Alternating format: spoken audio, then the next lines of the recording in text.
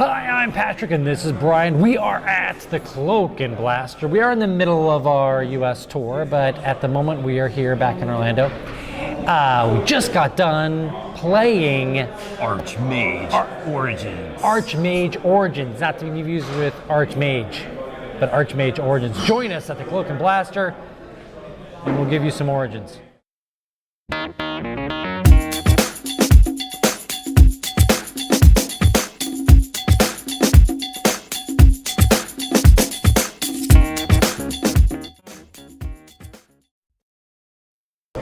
Brian Fiore, Yes.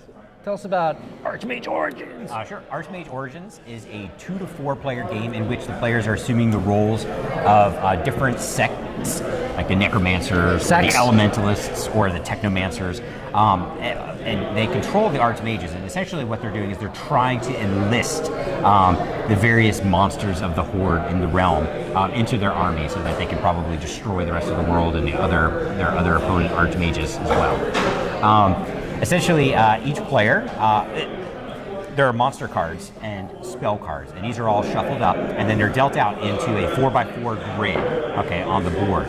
And then each player gets 8 Archmage cards, okay, and they each have a value on them. I think it's basically 1 through 8. Now, essentially, what's going to happen, and you also get 1 hold monster spell, which we'll get into that in a second. But essentially, when it's your turn, you're going to basically get to peek at 2 cards on the board, and you're going to say, okay, this monster has this value on it, and this special ability or something like that, and this monster's got this. And then you're going to place one of your Archmage cards with the value on either the row or the column. And then there's a couple of, if it happens to land on a spell, then that can have some like movement things that will shift things up on the board and that kind of stuff. And at any point during your at the end of your turn, you can also place your hold monster token down, which you cast that spell, and that stops other people from peeking at that card or from it being moved as well. So basically, it goes. Each player keeps going around. They get to essentially look at 2 different cards on the board, and then they're placing one of their Archmages down on either a row or column, and it just goes round robin, essentially. And then at the end of the game, when all the Archmage cards have been placed, you then flip over all of the cards, and then you total up what your mystical powers are from each of your Archmage, and where they intersect on a monster, on a particular monster, whoever has the highest value of the Archmage mystical power is going to basically take that monster. Sometimes the monsters say you've got to beat the other player by at least 3 points or 4 points or something like that. So then you take all of your monsters that you win, and then you total up the victory points for them. There's also some spell cards, and they kind of like move cards around during the middle of the game. And if you happen to get those, they're also worth 3 points at the end of the game. With that, Patrick, what would you say is your favorite thing about ArchMage Origins? I just like saying it that way. The mechanism in the game that you actually do your bidding. So those spell points or spell cards that you're talking about before are actually point values that you're kind of bidding on that one card. So it's kind of a bidding, bluffing game as well.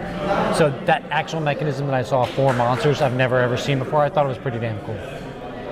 And if there's one thing that you like the most? My favorite thing about this game is actually the artwork. It's really well done, and it sort of reminds me a little bit of Thundercats, like the thunder, like the sharp angles and stuff, but a little bit darker and a little bit cooler than Thundercats. So I'd definitely say the artwork. What would you say is the thing that you like least about ArchMage? There's an aspect of this game that a lot of these cards are asking you to reshuffle the cards. So once I look at them and place down a bidded card, it gets reshuffled, and I can't, no matter what I want to do, pick up that card that I've already bid. That's a little frustrating, and I haven't had an opportunity to play more than a few times, so I don't know for sure how integral that is. But that aspect of the having card, knowing where it is, remembering where it is too, because sometimes that's important, and then you place your highest value card there because that's what you wanted, and now it's been reshuffled. So now that card's useless almost. So that's a little frustrating. And if there's one thing you had to pick out that you like the least?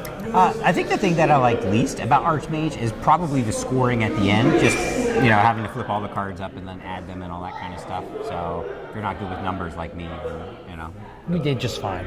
Maybe. So, again, ArchMage Origins is coming to Kickstarter very, very soon. So make sure you jump over there and cast a spell and pick up a copy. I'm Patrick. This is Brian. Or levitate a copy.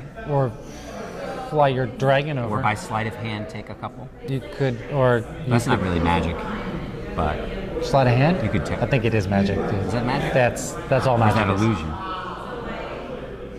I don't. Dimension door over there, and teleport your copy to your hands. Or divine your own copy. Yeah.